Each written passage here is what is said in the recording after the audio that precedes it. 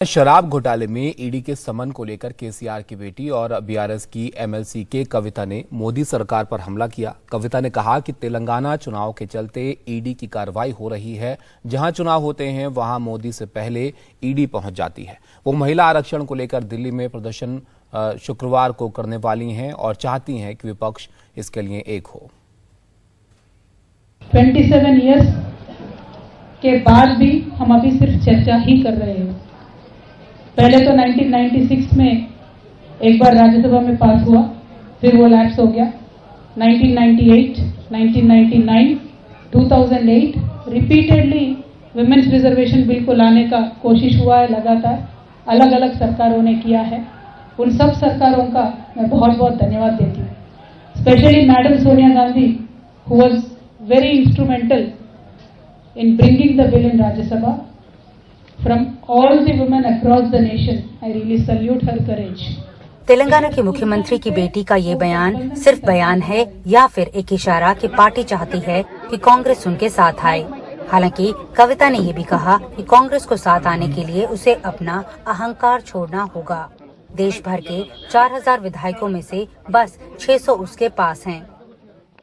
आज कांग्रेस की हालत अगर आप देखेंगे तो पूरे देश में सिर्फ और सिर्फ उनका एक बड़ा रीजनल पार्टी का दर्जा रह गया और कुछ नहीं है। They are not a national party any more. अगर उनका ऐसा कुछ भ्रम है उसको छोड़ना चाहिए। वो भ्रम से बाहर निकल के आके कांग्रेस पार्टी को स्ट्रांग बनाने के लिए सोचना चाहिए, in the interest of the country, not in Congress party interest. And जहां जहां स्ट्रांग रीजनल पार्टी से उनसे अलाइन करना चाहिए। अगर सही में कांग्रेस पार्टी चाहती है कि भारतीय जनता पार्टी को 2024 में हराए तो they should leave their arrogance. दिलचस्प ये भी है कि कांग्रेस के अलावा सभी 18 विपक्षी दलों के प्रतिनिधि केसीआर की बेटी और बीआरएस नेता कविता के महिला आरक्षण बिल की मांग में होने वाले प्रदर्शन में शामिल होने जा रहे हैं। जानकारी के मुताबिक इसमें national conference, PDP, Akali Dal, TMC, JDU, RJD, Samajwadi party, CPI, CPM, NCP, Shiv Sena, Uddhav Thackeray, JMM, AAP और कुछ निर्दलीय सांसदों के साथ साथ 29 राज्यों की महिलाओं के संगठन शामिल होंगे। वैसे कविता अब ईडी के सामने 11 मार्च को पेश होंगी। माना जा रहा है कि उनसे हैदराबाद के कारोबारी रामचंद्र पिल्लई के सामने बिठाकर पूछताछ की जा सकती है। ईडी ने पिल्लई को सोमवार को गिरफ्तार किया था। ईडी पीएमएलए एक्ट के तहत कविता का बयान दर्ज करेगी। ईडी के पास पिल्लई की हिरासत 12 मार्च तक है। 13 मार्च को उन्हें फिर से दिल्ली की अदालत के समक्ष पेश किया जाएगा। कविता का आरोप है कि मोदी सरकार जानबूझकर विपक्ष को टारगेट कर रहा है। हमने गलती नहीं की, हम तो आ रहे ईडी में, हम कल भी जाएंगे। आपको जो करना है करिए, जो लीगल कोर्स है, लीगल एक्शन है, हम पूरा आपसे कोऑपरेट करेंगे। लेकिन बीएल संतोष जी क्यों केस पे केस करके, दावे पे दावा करके, स्टे के ऊपर से क्यों लेके आ रहे, इस बात को जरा जनता गौर करके सोचे। मेरी जनता से एक ही रिक्वेस्ट है, जिस देश में गांधी जी पैदा हुए हैं उस देश में आज झूठ का राज चल रहा है। झूठ पे झूठ, झूठ पे झूठ, झूठ पे झूठ हमें बोला जा रहा है। जीडीपी के बारे में झूठ बोलते हैं, डेवलपमेंट के बारे में झूठ बोलते हैं, पार्लियामेंट के हाउस में खड़ा होकर प्रधानमंत्री झूठ बोलते हैं। क्या ये पॉलिटिक्स है? जाहिर है कि 10 को वो बहुत बड़ा कार्यक्रम कर रही हैं जंतर मंतर पे वुमेन रिजर्वेशन बिल को लेकर के। तो जाहिर तौर पर और उसी वक्त में आप ये काम कर रहे हैं। अब आश्चर्य बिल्कुल नहीं होता, दुख होता है।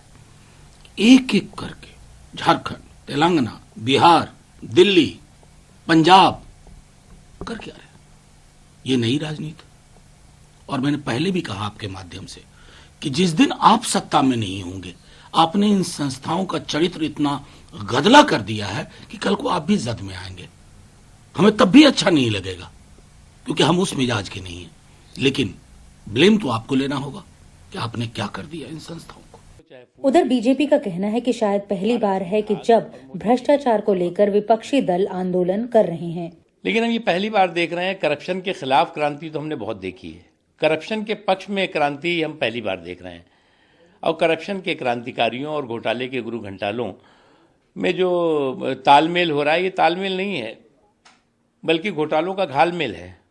सरकार को छोड़कर जितने भी राजनीतिक दल हैं वो विपक्ष की एकता की बात जरूर करते हैं, लेकिन चाहते हैं कि उस दल का नेतृत्व वो ही करें। अब बीआरएस पार्टी की सांसद कविता ने विमेन रिजर्वेशन बिल का मुद्दा एक बार फिर उठाया है, लेकिन सवाल यहाँ पर ये पैदा होता है कि क्या उनके राज्य में महिलाओं को उपयुक्त नुमाइंदगी दी गई है या नहीं। ये अपने आप में एक बड़ा सवाल है। नई दिल्ली से कैमरा पर्सन राकेश सिंह के साथ नीता शर्मा, NDTV इंडिया के लिए।